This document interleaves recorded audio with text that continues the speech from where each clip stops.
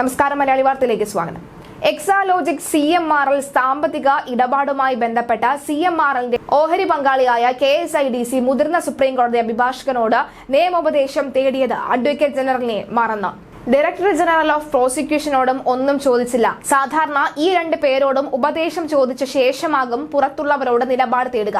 കേന്ദ്ര കോർപ്പറേറ്റീവ് മന്ത്രാലയത്തിന്റെ അന്വേഷണത്തെ മറികടന്നായിരുന്നു നിയമോപദേശം തേടൽ. 3 അംഗ സംഘത്തിന്റെ അന്വേഷണത്തിന് കഴിഞ്ഞ 12-ന് കേന്ദ്രം ഉത്തരവിട്ടിരുന്നു. ഇതിൽ തങ്ങൾക്കെതിരെ നിർദ്ദേശിച്ചിരുന്ന അന്വേഷണത്തിനെതിരെ കോടതിയിൽ ഹർജി കൊടുത്തതിനെക്കുറിച്ച് ഉപദേശിക്കാമെന്നാണ് കഴിഞ്ഞ 22-ന് KSIDC MDക്ക് വേണ്ടി അഡ്വക്കേറ്റ് CS വൈദ്യനാഥൻ നൽകിയ കത്തിൽ ആവശ്യപ്പെടുന്നത്.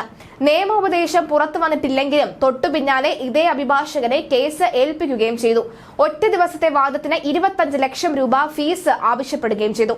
ഡയറക്ടർ ജനറൽ ഓഫ് പ്രോസിക്യൂഷനിൽ നിന്നും AGയിൽ നിന്നും നിയമോപദേശം സ്വീകരിക്കാമെങ്കിൽ KSIDC അത് വേണ്ടെന്ന് വെക്കുകയായിരുന്നു. സർക്കാരിനെ രാഷ്ട്രീയമായി പ്രതിരോധിക്കാവുന്ന കേസുകളിലാണ് പിണറായി സർക്കാർ പുറമേ നിന്ന് നിയമോപദേശം തേടുന്നത്. അതേ അഭിഭാഷകരെ തന്നെ കേസ് ഏൽപ്പിക്കുകയും ചെയ്തിട്ടുണ്ട്. പെരിയ ഇരട്ടക്കൊലപാതക കേസ് ഉൾപ്പെടെ അതിന് പുറമേ നിന്ന് അഭിഭാഷകരെ എത്തിച്ച പല കേസിലും ഈ രീതി പിന്തുടർന്നു. അത്രയും പ്രാധാന്യത്തോടു കൂടിയാണ് സർക്കാർ ഈ കേസിന് കാണുന്നത് എന്ന് വ്യക്തമാവുകയാണ് ഇവിടെ. CMRL എക്സാലോജിക് ഇടപാടിൽ കള്ളപ്പണം വെളുപ്പിക്കൽ ഉൾപ്പെടെ നടന്നിട്ടുണ്ട് എന്ന സംശയം രജിസ്ട്രാർ ഓഫ് കമ്പനീസ് കേന്ദ്ര കോർപ്പറേറ്റ് മന്ത്രാലയത്തിന് നൽകിയ റിപ്പോർട്ടിൽ സൂചിപ്പിക്കുന്നുണ്ട്. ഒരു തവണ കേസിൽ ഹാജരാകുന്നതിനാണ് 25 ലക്ഷം അഡ്വക്കേറ്റ് വൈദ്യനാഥന് കൊടുക്കേണ്ടി വന്നത്. ഇതിനൊപ്പം മറ്റ് ചെലവ്. അതുകൊണ്ട് കേസ് നീണ്ടുപോകുന്നതിനാൽ 1 കോടിയോളം രൂപ വൈദ്യനാഥന് നൽകേണ്ടി വരും. അങ്ങനെ സംസ്ഥാന ഖജനാവിന് വലിയ നഷ്ടമാണ് ഈ കേസ് കൊണ്ടുവരുന്നത്. മുഖ്യമന്ത്രിയുടെ മകൾ വീണ വിജയനെതിരായ കേസ് ആയതുകൊണ്ടാണ് ഈ തടുക്കം എന്നാണ് വ്യക്തമാകുന്നത്. വ്യവസായ പ്രോത്സാഹനത്തിനായുള്ള ഓഹരി പങ്കാളിത്തം മാത്രമുള്ള CMRLൽ ഒരു ദൈനംദിന പ്രവർത്തനത്തിന് ഇടപെടാറാകില്ല എന്നാണ് ROCക്ക് KSIDC നൽകിയ വിശദീകരണം.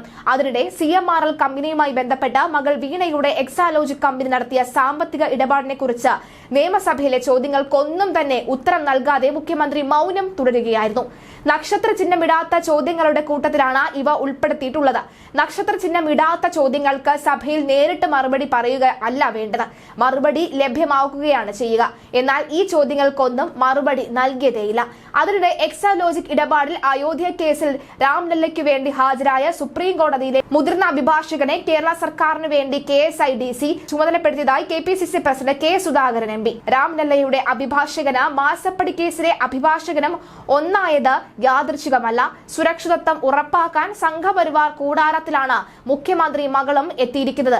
രക്ഷപ്പെടാൻ ആരുമായും സമരസപ്പെടുന്ന അവസ്ഥയിലേക്കാണ് കാര്യങ്ങൾ നീങ്ങുന്നത് എന്നും മുഖ്യമന്ത്രി ആ ഒരു അവസ്ഥയിലാണെന്നും ഇപ്പോൾ KPCC അധ്യക്ഷൻ വ്യക്തമാക്കുന്ന ഒരു സാഹചര്യം അടക്കമുള്ളവ ഇവിടെ എത്തിയിരിക്കുകയാണ്.